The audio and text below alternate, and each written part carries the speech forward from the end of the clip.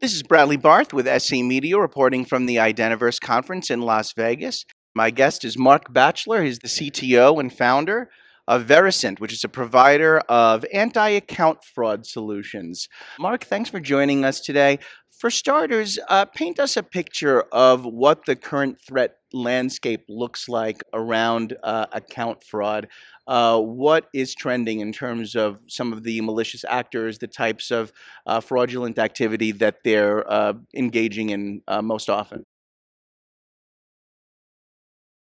First, thanks for having me. I appreciate it. Second, account fraud has always been a thing, right? Since forever.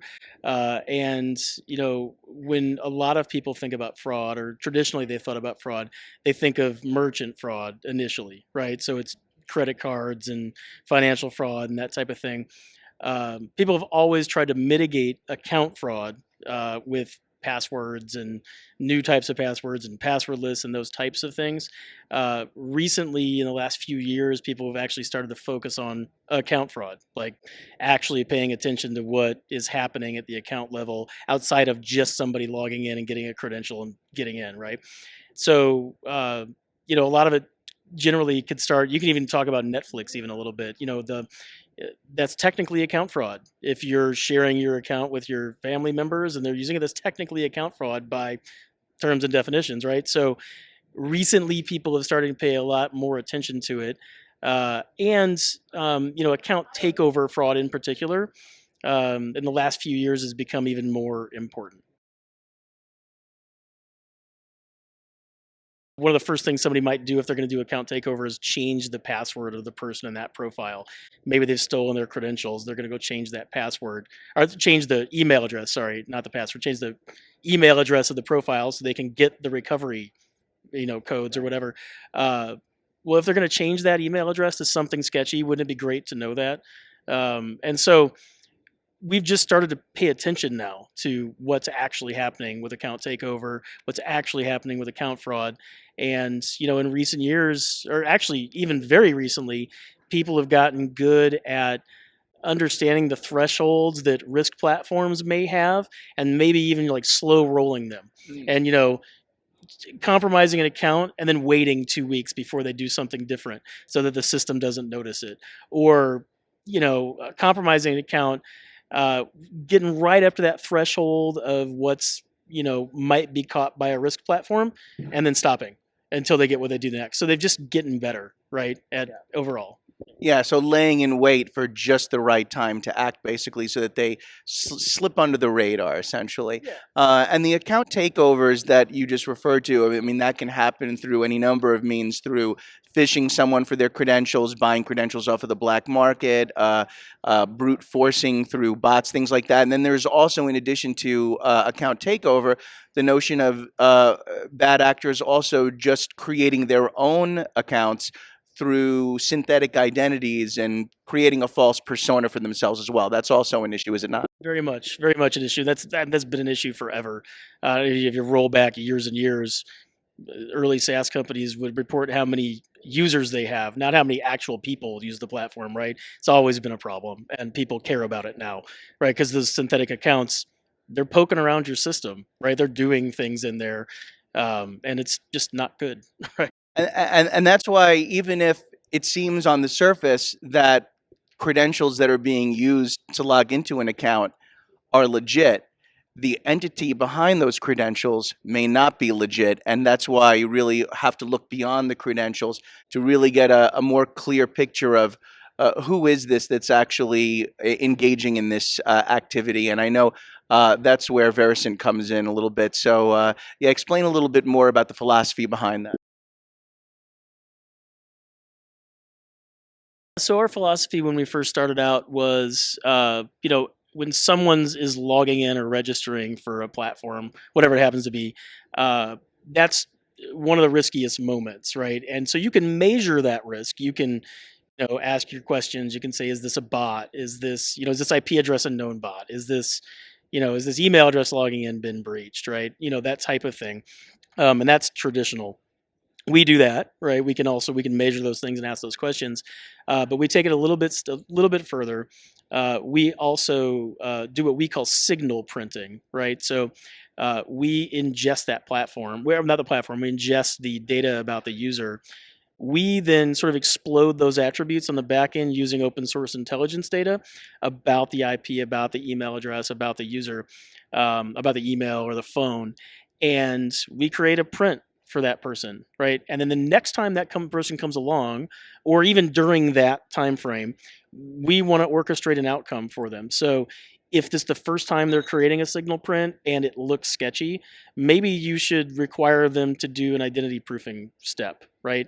If you've seen this print before and this behavior is usually normal for this user, the print's not new and they haven't done something like impossible travel, or they're not now part of account sharing or something like that, go ahead and maybe just let them in, right? So what we're trying to do with it is we are curating a whole bunch of signals, at letting you ask questions about what you should do next for those things, and then paying attention to it over time so that if something changes, you can find out what happened, right?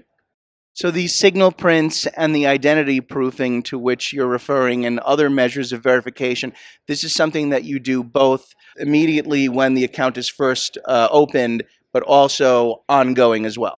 Yeah, both, right? So it's real time. So during the login process, you can do what you want to do with it. You can write rules to evaluate it however you want to evaluate it and orchestrate whatever outcome you want. Registration, for example, you can orchestrate what you want to do with that. Incidentally, you can do it at any high risk identity interaction. So if somebody's going to change their email address, you could ask us about that email address and we'll orchestrate an outcome of what to do next based on hundreds of signals. So you can ask a question like, Mark at gmail.com is logging in. Has it been breached before? How long has it been since gmail.com was registered? If it's been less than 30 days, maybe that's a brand new domain and it's sketchy. You probably shouldn't let them in, or just ask them more questions, right? Is the IP address a known Tor node? Is it, that type of thing? And orchestrate an outcome in real time for that. Incidentally, we can also signal print and uh, basically identify things in the past.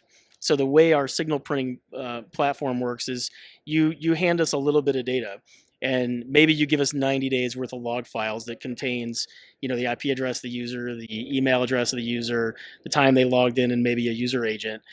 We can print that in the past so that you can see what's happened over the last however many days we've got log files for. So you can implement day one with data without having to wait over time to make it happen. Does that make sense? Yeah, so you have a whole history of the account user, and you can look back and actually now check for various anomalies. Now, I know that you had an announcement here at Identiverse specifically framed around the identity proofing. So, what was the announcement there? Yeah, so we partnered with a company called ID Data Web, and they do identity proofing with a bunch of different vendors. What we've done with them is we've implemented what we call a verified print. So through our platform, if you're using our signal printing to decide what to do next, right? One of those things could be proof, right? And if I decide that it's time I did need to do a proof, we can send you over to DataWeb, get them proved either a bunch of different ways, right? They've got a bunch of different ways to prove your user, but maybe, for example, you use a driver's license and a liveness check to do what you need to do. They actually send the data back to us, and now we've got what we call a verified print. So not only has the company that's integrated with us told us that this is the user that logged in, this is where they logged in from and how they did it, we have a third party now that proofed the user to create a really tight coupling. The likelihood that this really is this user is very high now, right? So we can make some really much better decisions for maybe financial institutions or whoever has to know who this user is, based off that.